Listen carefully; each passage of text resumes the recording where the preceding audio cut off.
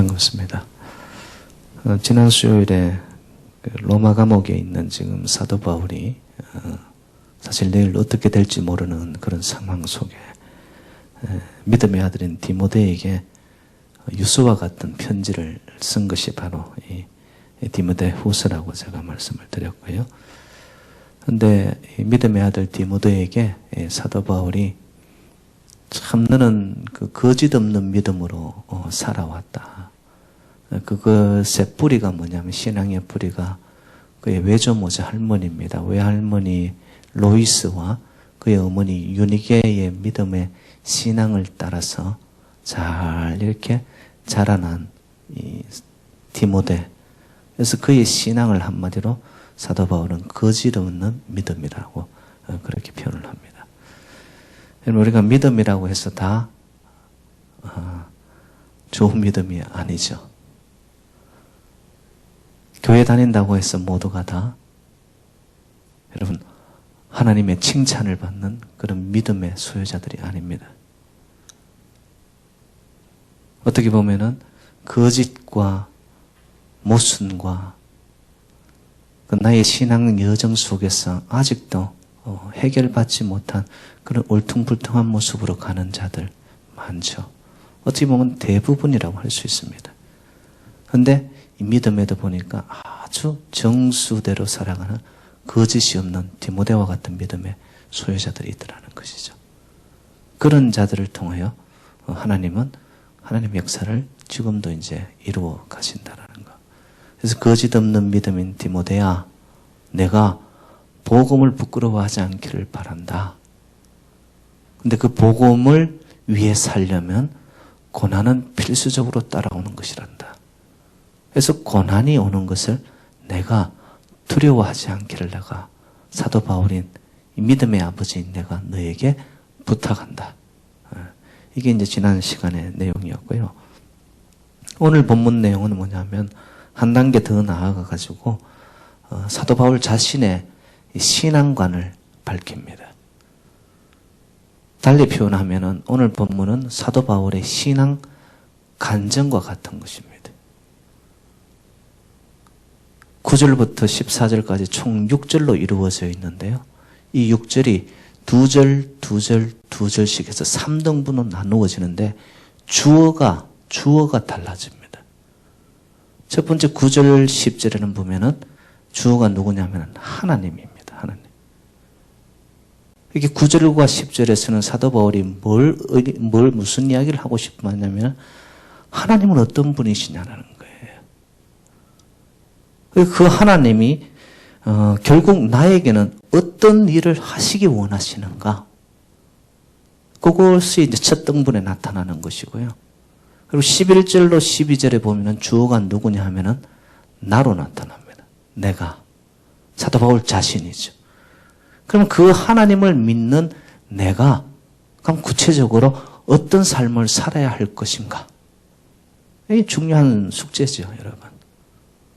그리고 마지막에 13절로 14절에는 주어가 누구냐면은 너입니다. 디모데가 되겠죠.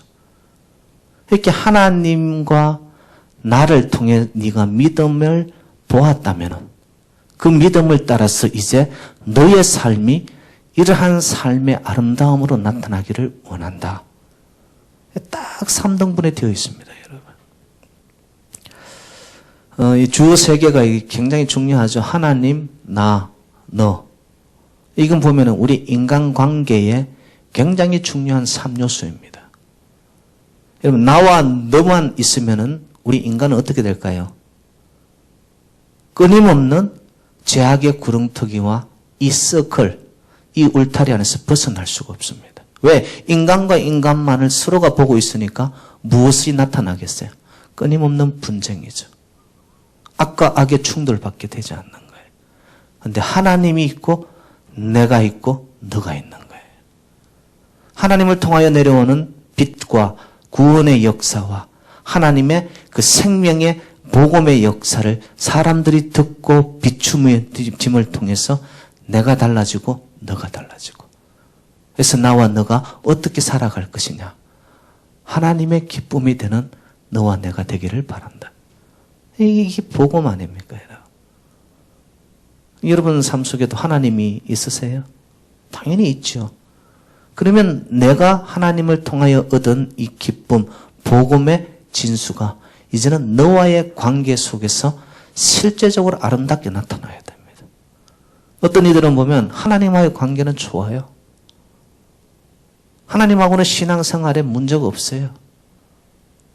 근데 그 신앙생활 해나가는 동안에 너와 나와의 관계 속에서 불나게 되어버립니다. 막혀서 살아가는 자들 많이 봐요, 여러분. 그러면 도대체 우리가 어떤 영광을 하나님께 올리겠냐는 거예요. 하나님이 우리를 다 지켜보고 계시는데 하나님과 나와의 관계는 문제가 없는데 사람의 관계인 나와 너 사이에 딱 마음이 그냥 걸려 있는 거예요. 이래 되면은 하나님의 은혜가 흘러오다가도 이것이 막혀버리는 거예요. 그래서 사도 바울은 오늘 자기의 신앙 간증과 같은 여기에서 주어 세 가지 하나님, 나, 너. 여러분 이건 인간관계 또한 신앙관계 중에서 가장 기본적이고 제일 중요한 겁니다. 여러분 스스로를 한번 점검하시고 돌아보시기 바랍니다. 나는 하나님과 어떤 관계 속에 있는가? 더 나아 그 관계 속에서 내가 은혜를 받은 자라면 나는 주변의 다른 이들과 어떤 관계 속에 있는가? 사도행전 속에 나타났던 초대교회 성도님들은 유무상통하는 거예요. 성령의 충만한 역사를 받고 하나님을 만나 체험한 그들이 받더니만 내 것을 내 것이라고 주장하지 않아요. 바로 주의 임재 안에 있었던 교회이고 성도이기 때문에 가능한 거예요. 그런데 오늘날 교회의 또 성도들의 모습은 보면 하나님과의 관계에서는 은혜를 받고 축복받고 하나님의 인도하심을 받고 보호하심을 받기를 원해요. 그런데 세상이 워낙 이기적이고 이 개인주의적인 것이 흘러들기 시작하면서 나 혼자 복받고 잘 살면 되지. 관계 속에서 이것이 단절이 일어나기 시작하는 거죠. 하나님의 역사는 그런 게 아니라는 거예요. 그래서 오늘 본문은 어떻게 보면 이 사도 바울의 그 신앙 고백을 신학화해 가지고요. 정리해놓은 사도 바울의 전체 신앙의 뭐라고 할까요? 엑기스입니다. 엑기스. 완전히 이것만 여러분들이 잘 이해를 하시면은요. 내가 어떻게 신앙생활을 해나갈 것인가, 어떻게 신앙생활을 해야 되는 것인가를 알게 되는 거예요. 이 엑기스를 여러분들이 나의 것으로 받아들여야 되는 거죠. 그래서 오늘 내용은 조금은 신학적인 그런 접근을 제가 좀 하려고 그럽니다. 그러면 하나하나씩 살펴보기를 바라는데요. 첫 번째 그러면은 이 주어 첫 번째로 나오는 이 하나님. 하나님은 어떤 분이시냐는 거예요. 하나님 어떤 분이십니까, 여러분? 오늘 9절에는 단적으로 표현합니다. 그럼 9절로 우리 한번 가봅니다. 9절 시작. 하나님이 우리를 구원하사 거룩하신 소명으로 부르심은 우리의 행위대로 하심이 아니요 오직 자기의 뜻과 영원 전부터 그리스도 예수 안에서 우리에게 주신 은혜대로 하심이라. 자, 여기 보세요. 하나님은 어떤 하나님이냐? 구원의 하나님이라는 거예요. 저와 여러분을 살려주시고 저와 여러분을 건져주시고 저와 여러분들을 어둠의 구렁텅이에서 벗어나게 하시는 구원의 하나님이라는 거예요. 9절에 보면 구원하사, 구원의 하나님인데 그 구원하심의 시작이 무엇으로부터 이루어지느냐? 구원하심은 받더니만 부르심이에요. 부르심. 여러분 성경에 아브라함도 하나님이 부르셨어요. 모세 또한 광야에서 그 아무도 알아주지 못하는 노바디로 살아가고 있는 그때에 하나님이 모세를 부르세요. 어디로? 떨기 나무가 있는 곳으로. 부르시는 거예요. 사도 바울 똑같습니다. 다메섹 도상에서 빛으로 나타나신 예수 그리스도를 만나 그의 인생을 하나님이 붙잡아 부르시는 거예요. 여러분 구원의 역사는 부르심에서 시작됩니다. 그러면 이 부르심은 무엇을 위한 부르심이냐? 목적이 있겠죠? 거룩한 소명입니다. 저와 여러분도 하나님이 부르셨어요. 무엇을 위해? 우리에게 하나님이 주신 거룩한 소명이 있고 사명이 있다라는 거예요. 그것을 이 땅 위에서 이루기 위해 하나님은 저와 여러분들을 불러주셨어요. 구원하심이죠. 부르셔가지고 그 부르심, 목적이 소명인데 그 소명이 나의 능력, 나의 업적, 내가 이루는 것인가? 그것이 아니라고 말하는 거예요. 내가 잘할 수 있어서 내가 무언가를 보란듯이 남길 수 있는 위대한 힘을 가지고 있고 능력이 있어서 나로부터 시작되는 소명이 아니라는 거예요. 오늘 본문에는 분명히 이야기를 우리의 행위대로 하심이 아니라는 거예요. 여러분 만약에 행위대로 하는 것이 되어서 불렀다면 우리는 율법적인 사람이 되어버려요. 율법적인. 행위대로 된 것이 아니라 하나님의 깊으신 은혜를 따라 된 거예요. 다른 말로 제가 표현할까요? 하나님의 예정을 따라서 저와 여러분들을 부르신 거예요. 그럼 언제부터 불렀을까요? 말씀을 보니까 영원 전부터. 우리가 생각할 수 있는, 상상할 수 있는 그 어느 시점의 시간적인 개념, 거기서 이루어진 것이 아니라 하나님의 시간표 안에서 저와 여러분들을 쉽게 말해서 하나님이 점 찍어 놓으셨다는 거예요. 이렇게. 구원하시기 위해서. 구원해서 우리에게 소명을 이루게 하기 위해서.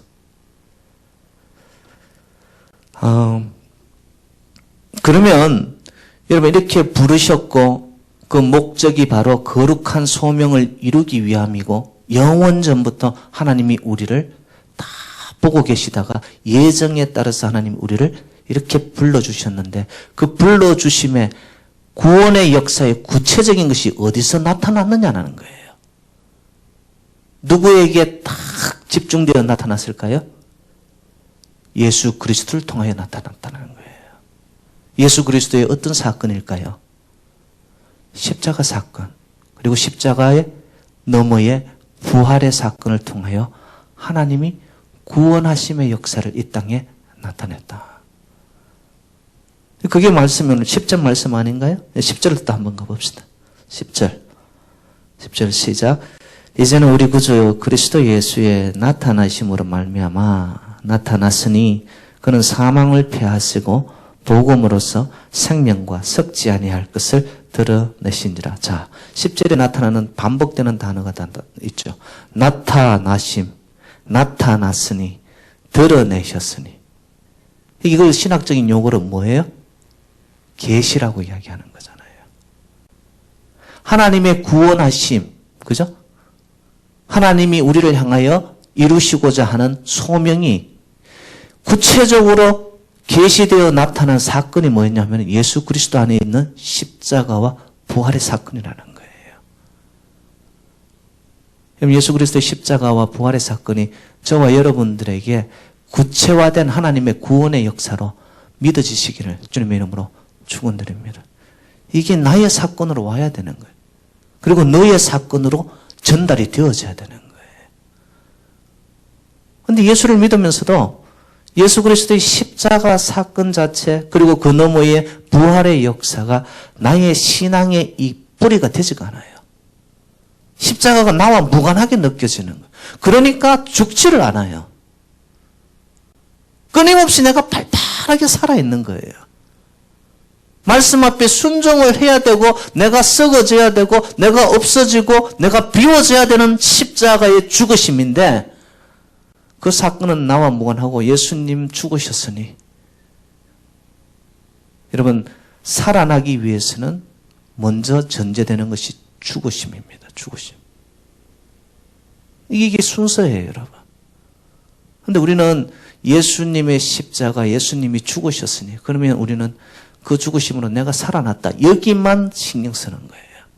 여러분 그러면 복음이 반쪽이 됩니다. 정말 십자가의 사건이 나의 사건으로 오기 위해서는 내가 십자가에 오늘도 매어 달려 나는 죽습니다. 그것을 경험하게 되어지면 죽어지는 자를 통하여 살아나거든요.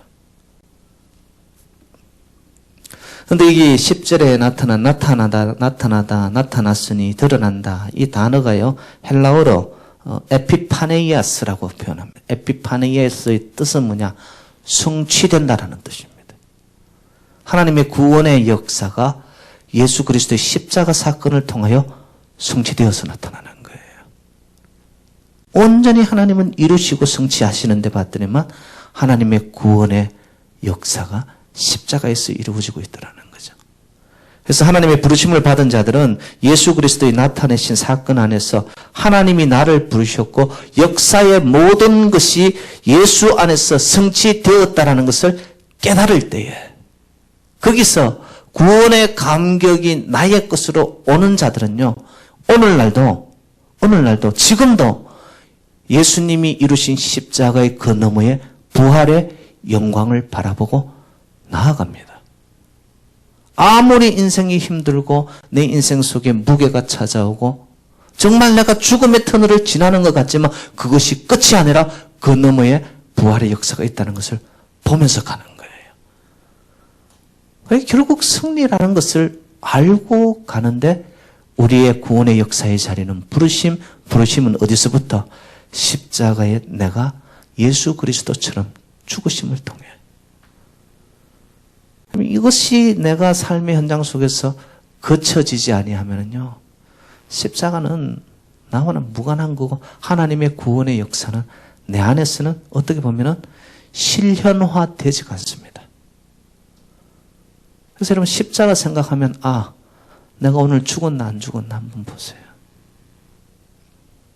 그 다음 영광으로의 부활의 역사에 살아남이 있다라는 것. 그래서 구원의 과정을 제가 이제 요약을 해볼게요. 부르심이 첫째입니다. 부르심. 그리고 구원의 역사가 구체화된 것은 예수 그리스도의 십자가 사건이다. 근데 그 사건을 내가 받아들임으로써 얻게 되는 것이 뭐냐면 영원한 생명을 얻게 돼. 거기서 10절 말씀 끝에 나타나지 않습니까? 복음으로써 생명과 섞지 아니한 것을 드러내신지라. 그럼 예수 그리스도 안에 들어오면 생명이 있다라는 거. 그래서 My hope is in your law, my life is in your law. 예수 안에 생명이 있고 예수 안에 나의 구원이 있고 예수 안에 진리 있고 이런 고백들이 여러분 그저 형식적으로 하는 것이 아니라 정말 십자가 안에 있는 하나님의 구원의 역사, 그것이 나의 사건으로 와버릴 때에 십자가를 통하여 생명을 만나는 거예요. 그래서 과거에 썩어져 없어질 것들은 자꾸 내 안에서 버려지게 되고 내 안에서 뭔가가 꿈틀거리면서 나를 자꾸 생명의 역사로 인도해 가는 거예요. 쓰러질 수밖에 없는 상황 속에서도 그 사람을 보면은 견뎌나가는 거예요. 인내가 하게 되어지고요. 전부 이게 생명의 역사입니다.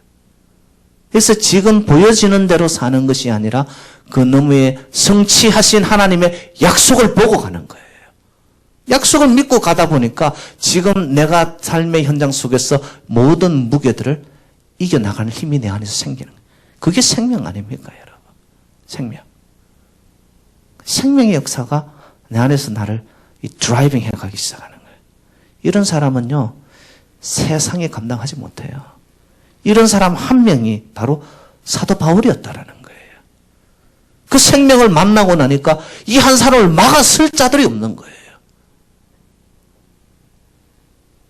여러분, 마흔에 하나 감한 매를 5번이나 맞으면서 그의 덩어리 자체가 거북이 덩어리처럼 되었지만도 그 한 사람의 불타는 이 예수의 생명을 끄트릴 세력이 없었어요. 그래서 그 복음에 붙잡혀가지고 복음에 매여서 유럽을 복음화시키고 여러분 그 한 사람을 통하여서 세계의 복음화에 여러분 이 초석을 이루게 되어지는, 왜? 그 안에 꺼지지 않는 이 생명, 예수 생명이 있었다는 말이죠. 이게 뭐냐? 바로 복음입니다. 여러분, 복음. 나에게는 예수 생명 복음이 있나? 여러분 그건 날마다 점검해야 됩니다. 그 복음이 내 안에서 활활 타오르면요, 이런 뭐 날씨쯤이야, 이런 고난쯤이야, 그더니 이겨나가는 거죠. 바로 사도 바울이 그런 자였다. 나의 신앙 고백이다.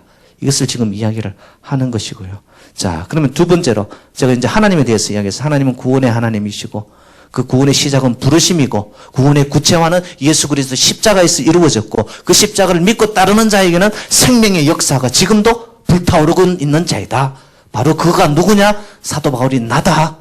너도 이렇게 좀 되기를 바란다. 이거죠. 두 번째 그러면은 이게 복음인데 복음이 자기와는 어떤 관계에 있느냐. 그게 이제 11절에서 12절로 이어지는데요. 사도 바울은 이렇게 자기를 세 가지로 소개를 합니다. 11절로 가봐요. 11절. 시작. 내가 이 복음을 위하여 선포자와 사도와 교사로 세우심을 입었노라. 세 가지 단어가 나타났습니다. 선포자. 선포자 이거는 군대 용어입니다. 전령자라는 뜻입니다. 여러분 이런 거예요. 전령자의 사명은 뭐냐 하면은 적지에 가가지고 적장의 면전에서 이렇게 말합니다. 우리 왕이 지금 너희들을 치러 칼을 뽑았어. 이제 올 텐데 너희가 항복을 할 거니 안 할 거니. 그걸 전하는 자가 선포자이고 전령자예요. 여러분 이 말씀을 제가 영적으로 만약에 바꾸어서 말하면 이런 겁니다. 하나님의 구원이 예수 안에 나타났는데 그러니 너 예수를 영접하고 영원한 생명을 얻을 거니 안 얻을 거니. 그것을 전하는 자가 뭐냐? 선포자라는 거예요. 사도 바울은 바로 그 선포자의 사명을 가지고 충성하며 살았다는 거예요. 왜? 그 선포의 말씀의 생명이 이 땅에 그 무엇보다도 훨씬 더 가치로웠기 때문에. 그래서 사도 바울은 뭐예요? 자기가 누렸던 모든 것들을 분토만도 못하게 버려버리지 않습니까? 유대인이었고 최고의 가말리엘 학부로서 여러분 요즘으로 치면 하버드, 예일대, 프린스턴 출신의 이 모든 자기의 스펙도 하나님의 이 생명의 말씀을 선포하는 것에 비교할 수 없었기 때문에 자기는 분토처럼 다 버려버렸다. 그럴 수 있는 이유가 뭐냐? 자기의 사명은 받더니만 말씀을 선포하는 데 있는 거예요. 그리고 두 번째 그는 사도라고 이야기합니다. 여러분 선포는 그냥 말씀을 선포하지만 사도는 뭐냐면 하나님의 권위를 가진 자입니다. 하나님의 영적인 권위, 오토리티를 가지고서 교회를 하나님께서 치리하도록 주신 직분이 뭐냐? 사도로 부름을 받은 거예요. 여러분 앞에 서 있는 김 목사가 그냥 한 인간이 아니고 기름 부음을 받을 때는 하나님이 주신 영적인 권위가 있는 거예요. 그 권위를 가지고 하나님의 몸된 이 제단을 어떻게 하냐? 다스려 나가는 거예요. 사도로 부름을 받은 사도 바울은 자기가 바로 그런 사람이다. 그리고 교사라는 것은 뭐냐 하면은 하나님의 말씀을 자기가 파헤치고 연구하여서 이해를 성도들을 시키는 사명이 교사라는 거예요. 가르치는 거죠. 가르치는 거죠.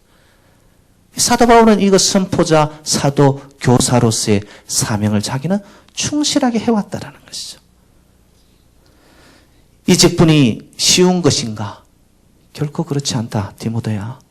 이렇게 가는 길은 외로운 길이고 그 누구도 나를 향하여 박수 갈채를 보내지 않는 고난의 길이다. 그렇지만 이 고난의 끝에는 하나님이 주시는 상급이 있단다. 디모데에게 지금 그 이야기를 하는 것이죠. 그러니까 나 스스로 이것을 부끄러워하지 않고 나는 나의 생명 다할 때까지 이 사명을 감당할 것이야. 그리고 끝에 13절, 14절에 가서는 너도 나를 본받아. 그렇게 되기를 바란다. 이런 내용이 지금 이어져 가고 있거든요. 그런데 왜 선포자와 사도와 교사로서 부름받은 사도 바울이 이 길, 한 길로 가는 삶이 되었을까?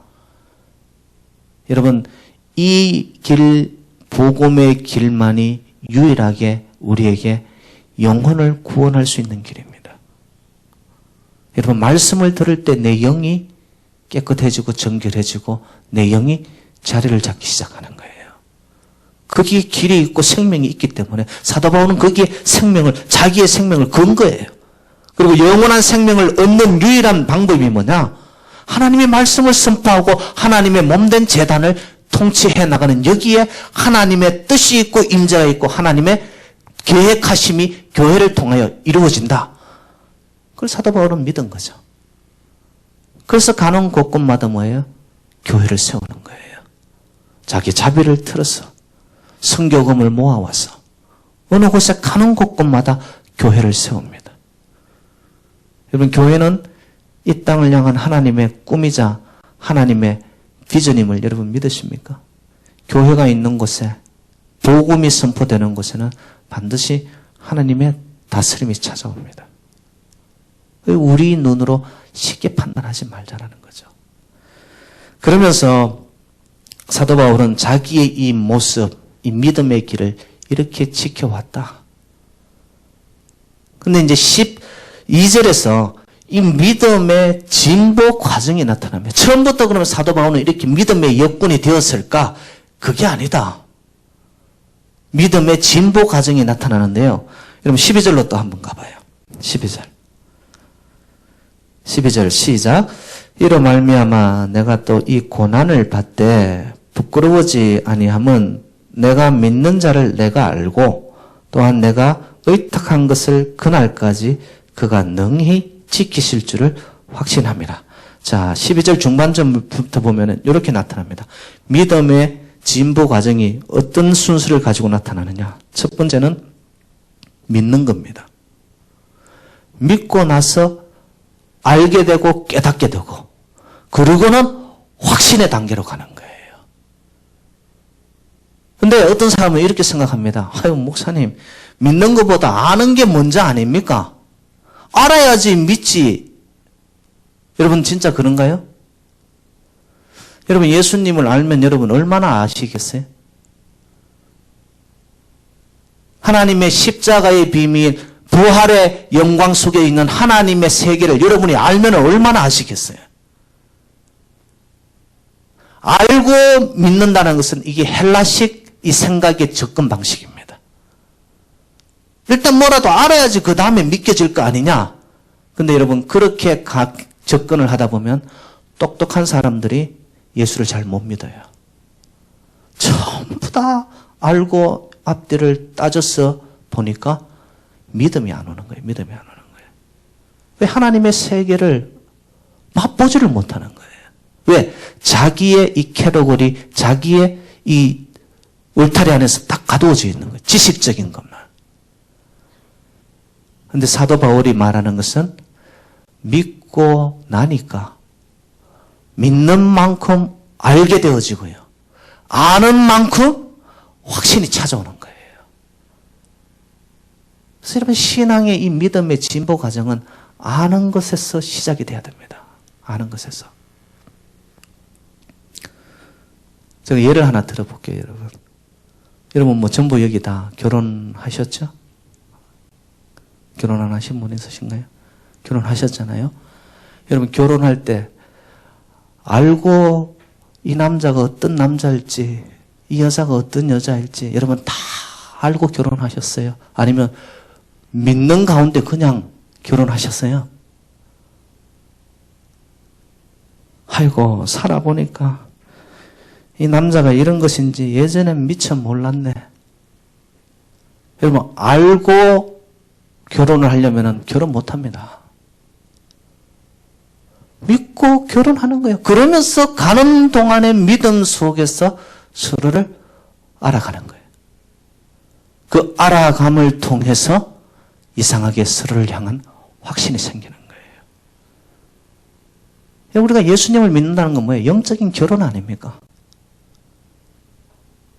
내가 하나님에 대해서 예수님에 대해서 모두 알고 나서 내가 믿게 아닙니다, 여러분. 이건 천만의 말씀입니다. 어떻게 우리가 예수님을 다 알아요? No way. 그렇지만 믿음의 눈으로 먼저 하나님에 대해서 예수님에 대해서 복음에 대해서 그냥 받아들이는 거예요. 그런 건가 보다 뭔가 희미한 것 같은데도 그것이 아멘으로 내가 먼저 마음으로 믿고 보니까 그때부터 알기 시작하는 거예요. 아, 이게 하나님의 사랑이었구나. 이게 하나님이 나를 향한 뜻이었구나. 이게 하나님의 계획이었구나. 알아가는 거예요. 한 걸음 한 걸음 따라가면서 하나님을 향한 컨빅션, 확신이 오기 시작하는 거예요. 그럼 이게 신앙의 믿음의 진보 과정입니다. 그래서 여러분, 명확하게 여러분들 스스로가 이게 내 마음의 자리매김을 해야 되는 거예요. 알고 나서 믿겠다 이러면 순서가 뒤집힙니다. 영원히 하나님의 세계에 대해서 믿지 못해요. 그러면 이제 사도 바울이 무엇에 대한 확신이냐는 거예요. 믿고 그 길을 따라가노라니 하나님에 대해서, 예수님에 대해서 알게 되어졌고, 알고 나고 보니까 확신이 왔는데 무엇에 대한 확신이냐? 하나님이 나를 지켜주신다라는 거예요. 그러면서 지금 로마 감옥 안에서 내일이 어떻게 될지 모르고 있는 사도 바울이 나 걱정하지 말라는 거예요. 디모데 놓고. 왜? 하나님이 나를 지키실 것을 나는 확신한단다. 내가 죽어도 이 죽음이 죽음으로 끝나지 않는다는 것을 나는 알고 있어. 왜? 그는 십자가의 복음을 통과해버린 자입니다. 죽음이 아니라 이제는 그는 영광 부활을 보고 있는 거예요. 내 죽어도 좋아. 죽어도 유익함이야. 왜입니까? 확신이 생긴 거예요. 하나님이 나를 지킬 것이다. 여러분, 저와 여러분들의 이런 확신이 있기를 주님의 이름으로 축원드립니다. 하나님 지키세요. 하나님 여러분을 보호하세요. 하나님이 길을 열어주세요. 믿고 그 하나님에 대해서 알아가고 깨닫는 동안에 하나님에 대한 확신이 막 오는 거죠. 지금 이대로 끝이 아니라는 거예요. 분명히 하나님이 다른 일을 준비하시면서 내 끝은 하나님이 영광을 받으실 것이다. 그러고 가는 거예요, 여러분. 그러니까 디모데한테도 이렇게 표현합니다. 내가 죽어도 유익함이니 너 나를 놓고 염려하지 마라. 너 앞길도 하나님 지켜주실 거야. 그러니까 너 자신에 대해서도 염려하지 마라. 이게 얼마나 놀라운 생명의 말씀이에요. 제가 두 가지 말씀드렸습니다. 하나님에 대한 거, 구원의 하나님. 부르시고 구체와 예수 그리스도의 십자가를 통해 구원을 이루시는 그 하나님, 그 안에 봤더니만 생명의 역사가 있더라. 두 번째는 뭡니까? 나는 그러면 그 복음 앞에서 여러분 사도자로, 교사로, 아니면은 선포자로 하나님의 말씀을 내가 받아들여요. 믿음으로. 그리고 깊이 알아가면서, 깨달아가면서, 그리고 하나님에 대한 지켜주심과 보호하심에 대한 확신을 저와 여러분이 가져야 된다는 거죠. 그리고 세 번째 나타납니다. 이제는 너, 디모데, 그럼 내가 이 하나님에 대해서 또 나에 대해서 이렇게 너에게 말했으니까 앞으로 너는 어떻게 해야 되겠느냐? 이걸 이야기하고 있죠. 자, 13절로 가봅니다. 13절 시작. 너는 그리스도 예수 안에 있는 믿음과 사랑으로서 내게 들은 바 바른 말을 본받아 지키고. 자, 두 가지를 먼저 이야기합니다. 무엇을 지키라고 합니다.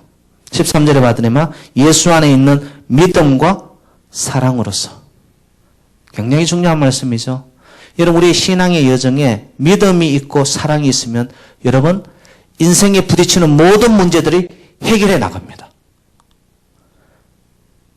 정말 산더미처럼 큰 문제가 앞에 있는데 그 너머에 하나님을 향한 믿음이 있어요. 그러면 이 문제가 문제로 안 보인단 말이에요. 그리고 여러분의 인생 속에 가장 크게 가로막는 인생의 장애가 뭐냐? 내 안에서 사랑의 부족으로서 일어나는 겁니다. 누군가를 향한 미움의 마음이 생겼어요. 아니, 꼴보기 싫어 죽겠어, 그냥. 근데 남이 문제가 아니라 내 안에 사랑이 부족해요. 사랑이 부족해요, 여러분. 이 사랑이 꼴보기 싫은 그 인간보다 더 커봐요. 내 안에 있는 사랑이. 그러면 이 세상이 아름다울 수밖에 없다는 거예요. 그래서 사도 바울이 디모데에게 이 복음이 너에게 있느냐? 그러면 믿음과 사랑으로 너를 지켜나가라는 거예요. 그리고 내가 너에게 보여준 이 본받을 모델과 같은 나의 삶이 너에게 나타나면 너 인생이 무리가 없을 것이다. 무리가 없을 것이다. 자, 그러면 이제 하나 궁금증이 생깁니다. 디모데가 바울을 통하여서 보고 듣지 못한, 배우지 못한 것들은 그러면 어떻게 할 것이냐? 그렇잖아요. 아버지 같았던 이 사도 바울이 믿음의 아들 디모데에게 이렇게 해라 저렇게 해라 다 전수를 해주고 있잖아요, 지금. 그런데 인간의 사도 바울도 다 못해주는 거예요. 그거는 누가 지키느냐? 누가 가르쳐 주시느냐? 14절 말씀입니다. 14절로 가봐요. 14절 시작. 우리 안에 거하시는 성령으로 말미암아 내게 부탁한 아름다운 것을 지키라. 여러분 보세요. 나머지는 성령님께서 알아 하실 줄로 믿습니다. 우리는 부족하고 우리는 나누지 못하고 우리는 뭔가 불락이 되어 있는 그때에도 성령님의 역사하심과 운행하심이 이 재단 안에 우리 성도님들 사이에 흘러가기 시작하잖아요. 그러면 그 열매는 뭐예요? 전부 다 아름다움으로 나타나게 되어집니다. 아름다움으로. 성령의 열매 여러분 아시잖아요. 사랑과 희락과 화평과 오래 참음과 자비와 양성과 충성과 온유와 절제니. 전부 보세요. 부족한 것 같았던 알지 못했던 그 순간에도 성령님이 나에게 깨우쳐 주시는 거예요. 디모데야 성령님이 너와 함께 할 거야. 그러면 너의 가는 길이 아름다운 열매를 맺을 수밖에 없단다. 여러분 저와 여러분들 또 이 재단도 성령님이 운행하시는 살아있는 재단인 줄로 믿습니다. 성령은 지혜의 영, 깨닫게 하는 영, 분별의 영, 이전에 나는 몰랐는데 알게 하는 영, 채우시는 영. 여러분 우리에게 카운셀러, 중보자, 나를 카운셀러처럼 지켜주시고 알게 하시는 영, 성령님이 저와 여러분들과 함께 하십니다. 여러분 행여 복음 안에 있는 생명을 맛보지 못했습니까? 여러분 믿으세요. 그리고 그 믿음을 통해 점점 알아가는 동안 하나님에 대한 지켜주심에 대한 확신을 가지십시오. 이 모든 과정 속에 성령의 기름 부음을 통하여 이전에 알지 못했던 하나님의 나라, 하나님의 의, 하나님의 가슴, 하나님의 비전, 하나님의 꿈 이런 것들이 나에게로 다가오면서 이 한 사람을 통하여 여러분을 통하여 삶의 현장 속에 아름다운 선한 영향력을 미쳐내는 그런 열매 맺는 하나님이 기뻐하는 일꾼들이 되시기를 주님의 이름으로